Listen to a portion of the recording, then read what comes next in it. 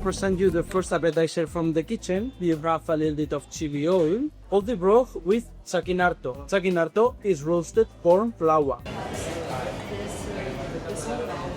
Welcome broth is rich, it's creamy, with a very hints of warming spice. There are two menu options, a 10-course tasting menu priced at €130 or a 14-course tasting menu for €160. The extra 4 courses are the ones offset to the left of the menu, adding even more to explore. Okay, so we're going to have to be eating it super quickly here because we've got a flight to catch. We're going with the full 14 courses, not the 10 courses. You have up here, which is an IPA, which we made in collaboration with a small brewery. Cheers.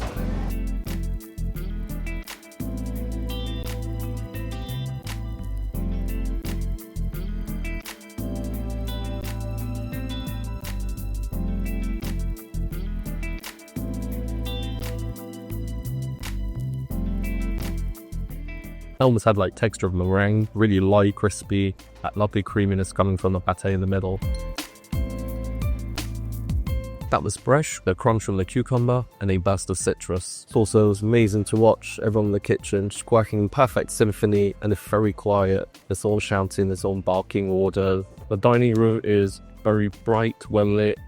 It's interesting because it's almost got like an industrial look to it. It's still very clean, very minimalist, very elegant, very casual. Bar seating is fairly comfortable as well. Padded high bar stools with that. Light wooden tables, dark wooden chairs, nice coloured contrast, very warming. Cutlery is very elegant. It's very modern, creative. The masset with coconut and lemongrass sauce, and on the base we got a tomato chutney dusted with spaghetti. Those mussels had a really lovely texture, briny, seafoody. The coconut soup provides that lovely creaminess, a lovely warmth from that tomato. We continue with the puff garlic cream, chicken and fried cheese. Finish with this is a mushroom infusion. This plating is absolutely gorgeous. It's the cold temperature of the black garlic puree, almost the room temperature of the mushroom broth, and the textures from the crispy skin really help bring everything together. That mushroom broth as well, super deep, rich, mushroomy, earthy. We have the Nini Gorgonzola winery from Bacchio. This one is their essence. It's a chocolate or pepper wine made from Arabic grape known as Corbeau Blanc, aged for about 9 months in narrow fires. It's gonna contain the nest because it basically the face us. We got a red mallet, monket and flambe with cauliflower frill, turned radish, and 3 points of spider gel with herb gel frill.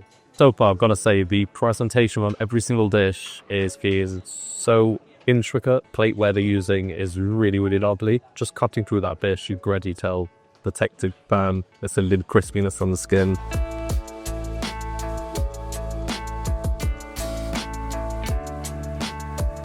The mullet has that light smokiness. It's buttery rich. The texture of the fish, springy, slightly toothsome, perfect. The wine is fresh, it's crisp, it's fruity.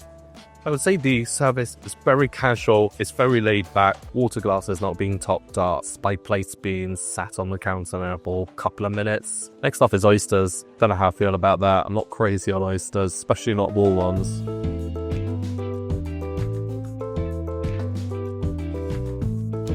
A little dinner with oyster. You like the oyster? We're tapping it. Okay, this is going to be interesting to watch because I'm not a fan of raw oysters at all. So straight away when I'm cutting it, firm texture, cuts like butter, soft, it's smooth.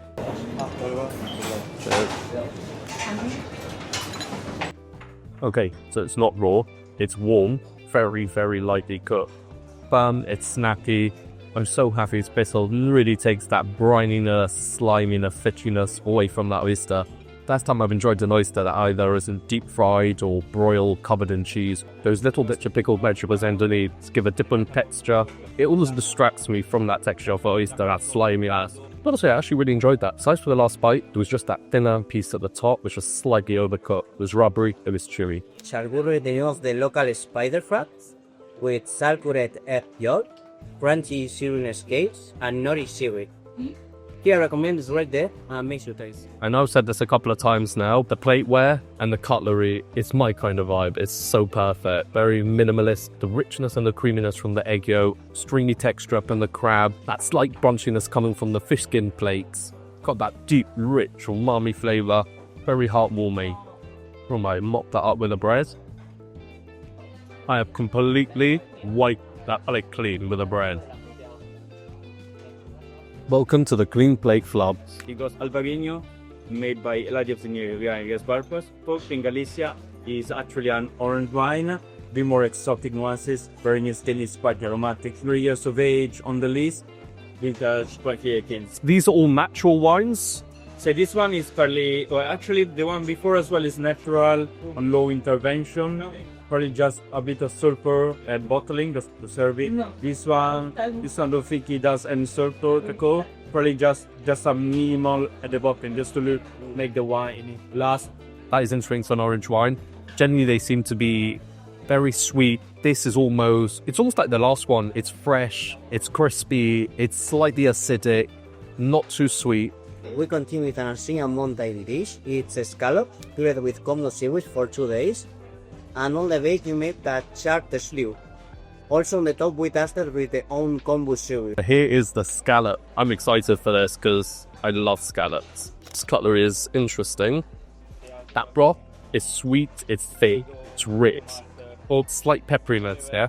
Now all together. The texture of that scallop is perfect. Got a slight bounce from the vegetable.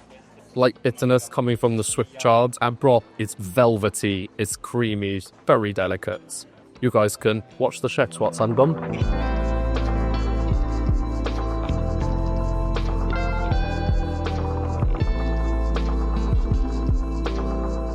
So they just brought a basket of eggs. I mean, they're lovely eggs, they're goose eggs. Now we continue with the goods. In that case we made a goose egg yolk cream with cantarello seasonal margarine stew on the base, truffle, crunchy bread, and we feed with dusted this lemon. I'm glad that I've got some bread left. And having said that, just got more bread bought as well, so I'm going to mix everything up.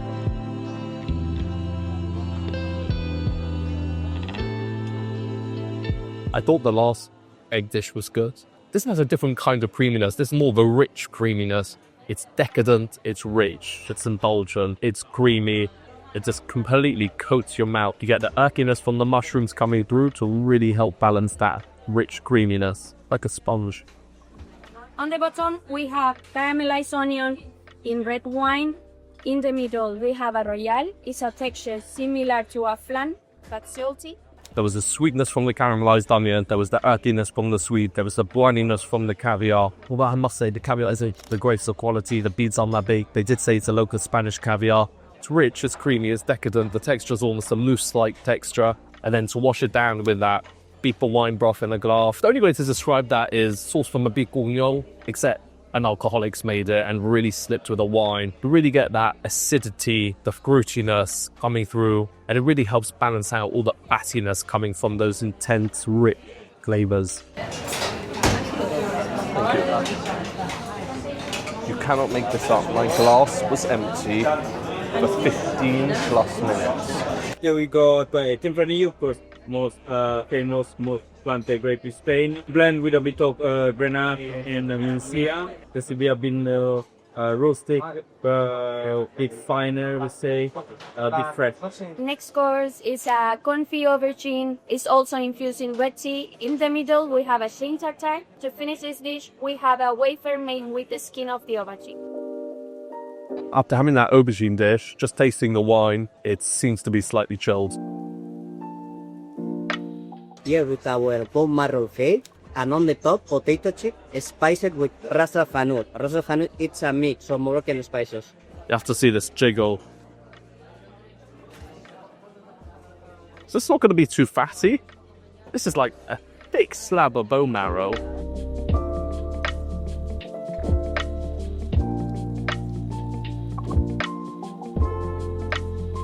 Okay, so it's not pure bone marrow. It's being mixed with other stuff. The texture on that is more like a gelatinous mashed potato. There's that creaminess, there's that backiness to it. Those potato grids are needed for that texture. Otherwise, this dish would not be enjoyable at all. Our next course is a pastrami made out of fruit. It's the same technique that we use for whip, but instead change the protein to shell. And this is made with saffron. And then to finish it, we have...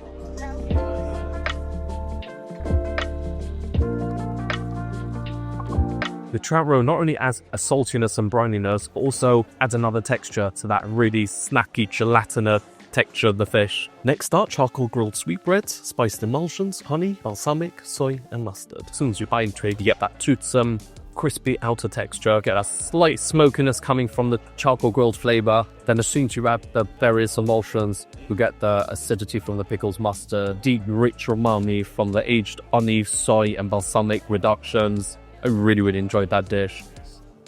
Ice cream coffee on anti-array. Cooters the fourths.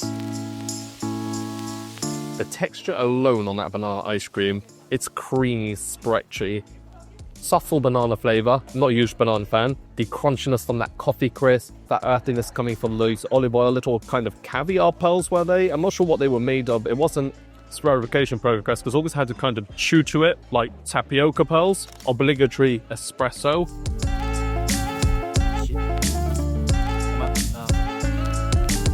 Ooh. They make good coffee here in Spain. So far I've had really great coffees for breakfast, a good coffee. Don't know what they do with their beans, but it's really good. This is the last dessert. Hazelnut cream, chocolate spicy ice cream, milk butter cream. There's a nuttiness, creaminess, slight warmth creeps up at the end. Once again, the texture of that ice cream is perfect. It's got that chewiness, stretchiness that you'd expect from the classic Italian gelato. Oh, and that spice is more than just creeps up on you. I'm noticing that a couple of bites in, very prominent. In the middle, the little chopped pieces of hazelnut, which really add that crunch and that texture to the otherwise really smooth, creamy, all-round dish. The coffee is so amazing. Hot to pinpoint, but probably one of the best espresso shots I've had. To finish, the first dessert of Mina. It's made in 2005. This is orange bitter ice cream, yogurt lemon, and I'm gonna finish with brown sugar sabayon. It's very digestive to finish the meal. Enjoy. The total for today came to just over €200, excluding service. Thank you.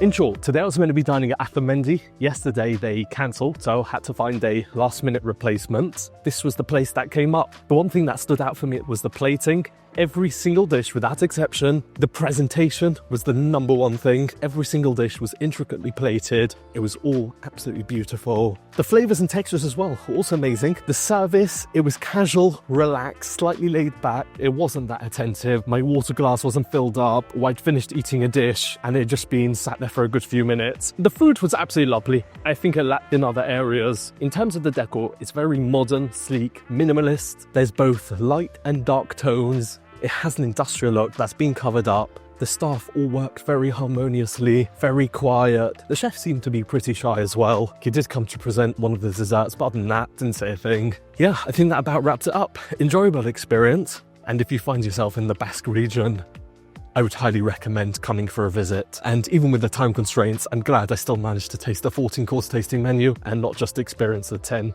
I think it's time to say goodbye, but yeah, we do have to run. Currently 4:55. I am a half an hour's drive from the airport and I've got a flight at 6:15. Well, you'll be glad to know I made the flight. As we head over back home, we get to enjoy the Petit Fours. I don't remember exactly what they were, so I'll just be going through them as I eat them. Next up we have this little cherry. And the final chocolate.